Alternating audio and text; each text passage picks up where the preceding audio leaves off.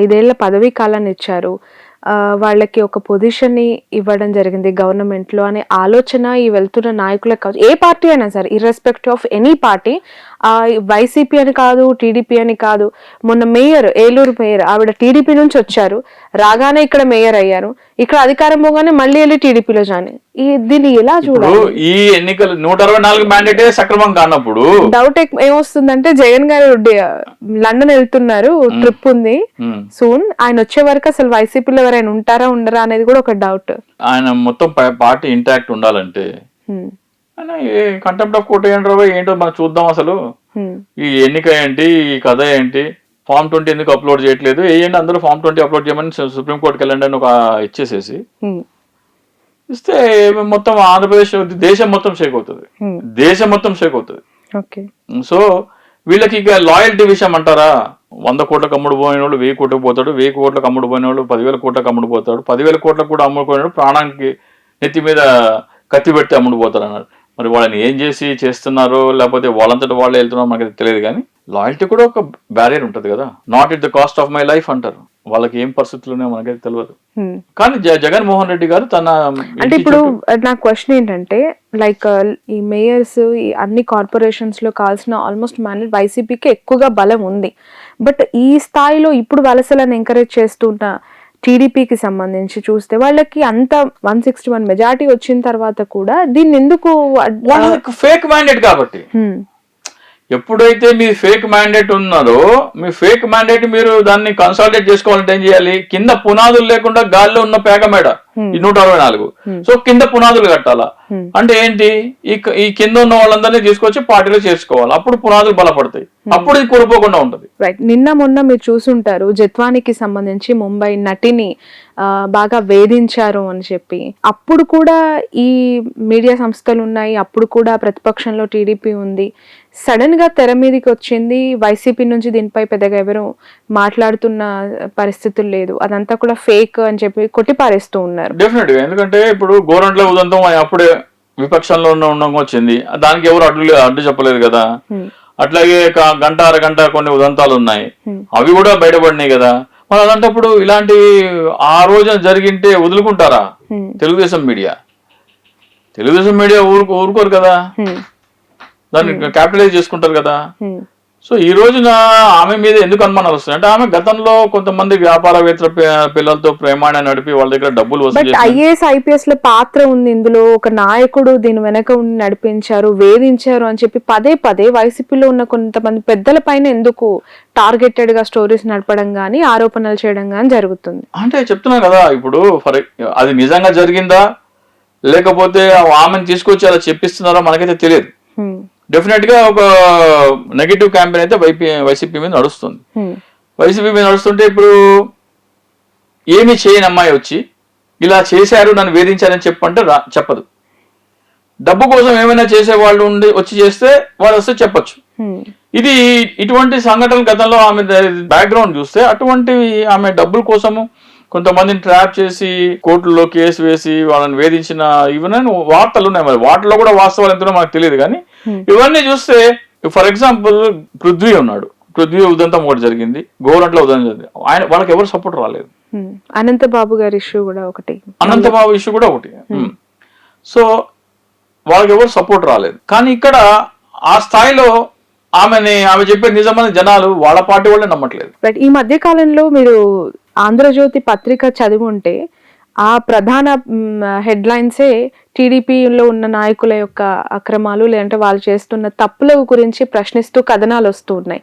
ఎలా చూడాలి ఆంధ్రజ్యోతి? లేదంటే అందులో పూర్తిగా ఆ టీం అంతా కూడా మారిపోయిందంటారా? ప్రతిపక్ష పాత్ర ఆంధ్రజ్యోతి పోషిస్తుందా అని ఒక డౌట్ వస్తుంది. నిన్న ఒక పెద్ద మనిషి ట్వీట్ చేశారు, పవన్ కళ్యాణ్ ట్యాగ్ చేస్తూ, నెలకి 5 లక్షల రూపాయలు ఏదో బార్ అండ్ రెస్టారెంట్ వాళ్ళు కట్టాలి అని ఏదో డిమాండ్ చేసి, నాకు ఎన్నికలకి 80 కోట్లు ఖర్చు అయింది, నువ్వు నెలకి 5 లక్షలు కట్టాల్సిందే అని ఎవరి మీద చేస్తానని పవన్ కళ్యాణ్ ట్యాగ్ చేస్తూ చేశారు.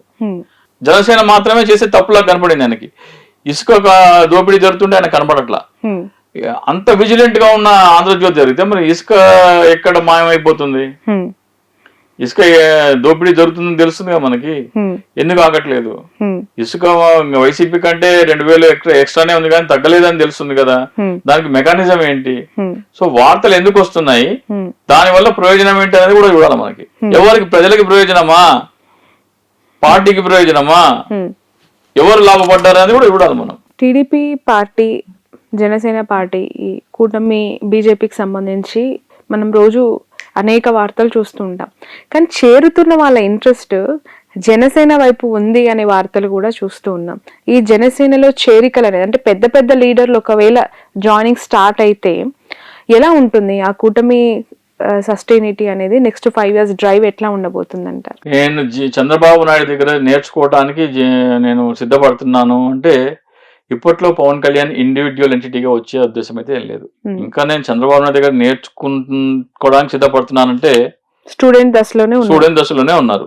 సో గతంలో కూడా ఎన్నికల కంటే ముందు కనీసం 10 సంవత్సరాలు ఈ పొత్తు ఉండాలి అన్నారు. సో 2029 ఎన్నికలు కూడా పవన్ కళ్యాణ్ ముఖ్యమంత్రి అయ్యే ఇదేమీ లేదు, అవకాశం లేదు, ఆ ఇంటెన్షన్ పవన్ కళ్యాణ్కి లేదు. ఓకే, నా సిద్ధాంతం ప్రకారం జనసేన పార్టీ పవన్ కళ్యాణ్ కాదు, అది వేరే థియరీ అసలు. దానికి నేను ఇవ్వాల్సిన దాన్ని నేను సబ్స్టాన్షియేట్ చేయడానికి బోల్డన్ని విషయాలు చెప్పగలను. కానీ మనము మాట్లాడుకుంటే ఆ దిశగా ఎటువంటి చర్యలు కూడా కనపడుతున్నట్టు లేవు. పవన్ కళ్యాణ్ తన బ్రాండ్ చూపించుకోవాలంటే, ఫర్ ఎగ్జాంపుల్ నిన్న గుడ్డవల్లేరు ఉంది కదా, గుడ్డవల్లేరులో కందులు దుర్గేష్ వెళ్ళేసేసి అక్కడ ఏంటో విషయం చూడమని, ఒక ప్యారలల్ గవర్నెన్స్ మీద ఒక విజిలెన్స్ లాగా ఉంటే ఆయన పట్ల జనాదరణ పెరుగుతుంది. అంతేగాని ఎల్జీ పాలిమర్స్ లో జరిగితే ఒక మాట, ఇప్పుడు అశోక్ జరిగితే ఇంకో మాట మాట్లాడి చెత్త పన్ను వేసే ప్రభుత్వం చెత్త ప్రభుత్వం అని దానికంటే పెంచి జగన్మోహన్ చేసి ఈ రోజు వరకు తెలుగుదేశం చేసింది జగన్మోహన్ రెడ్డి చేసిందే ఇంకొంచెం పెంచి చేస్తుంది. ఇస్తామన్న హామీలు కూడా ఏంటి, జగన్మోహన్ రెడ్డి చేస్తే శ్రీలంక అయిపోతుంది, వెనెజువేలా అయిపోతుంది అని చెప్పిన వాళ్ళు ఆయన రూపాయి ఇస్తే మేము 3 రూపాయలు ఇస్తామన్నారు. సో జగన్మోహన్ రెడ్డి పరిపాలన మీద ఆమోద ముద్ర వేసినారు ఒక విధంగా చెప్పాలంటే. జగన్మోహన్ రెడ్డి ఆయన విపక్ష నాయకుడు, ఆయనకి బద్ద వ్యతిరేకమైన చంద్రబాబు నాయుడుతో శభాష్ అనిపించుకున్నాడు.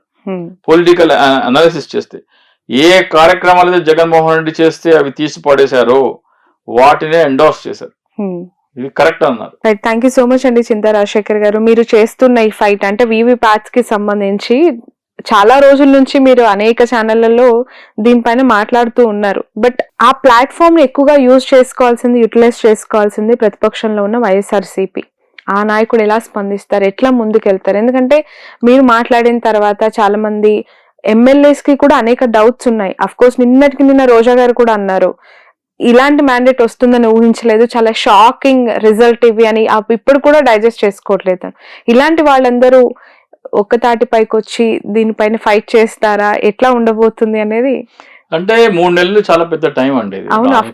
ఇంకా మీరు ఆలోచిస్తూ మినమేషాలు లెక్కించుకుంటే, ఫస్ట్ ఆఫ్ ఆల్ మీరు ఈ ఓటమిని యాక్సెప్ట్ చేస్తున్నారా, అంగీకరిస్తున్నారా, ఇది ఆమోదిస్తున్నారా? పీపుల్ ఇచ్చిన మ్యాండేట్ 11 మీరు యాక్సెప్ట్ చేస్తున్నారా లేదా? నాకైతే కనబడట్లేదు, నాకైతే 110 కనబడుతుంది. వాళ్ళు 164 యాక్సెప్ట్ చేస్తుంటే వాళ్ళ కర్మ, ఇంకా దానికి మనం ఏం చేయలేదు. మీకు కనిపించట్లేదు అక్కడ గవర్నమెంట్ వాళ్ళ పనులలో నిమగ్నం అయిపోయి 100 రోజులు కంప్లీట్ చేసుకుంటుంది. నేను ఒక ఎగ్జామ్ రాశాను, నేను ఫెయిల్ అయ్యాను అన్నారు. ఆ పేపర్ ఏది తీసుకురమ్మంటే తీసుకురాకపోతే అనుమానాలు వస్తాయి. పేపర్ ముందర పెట్టండి, మీ కీ ముందర పెట్టండి, నేను రాసింది అంటే కీతో సరిపోతుందో లేదో అప్పుడు మార్కులు వేయండి, అప్పుడు టోటల్ చేయండి, అప్పుడు వాళ్ళు ఫెయిల్ అని డిక్లేర్ చేయండి అడుగుతున్నాను. ఫామ్ 20 అంటే అదే. ఫామ్ 20 పబ్లిష్ చేయమని వైసీపీ వాళ్ళే అడగకపోతే వాళ్ళు రాసిన పరీక్ష మీద వాళ్ళకే నమ్మకం లేనట్లు. రైట్, ఓకే, థ్యాంక్ యూ అండి, థ్యాంక్ యూ. ఇది చింతా రాజశేఖర్ గారితో స్పెషల్ ఇంటర్వ్యూ.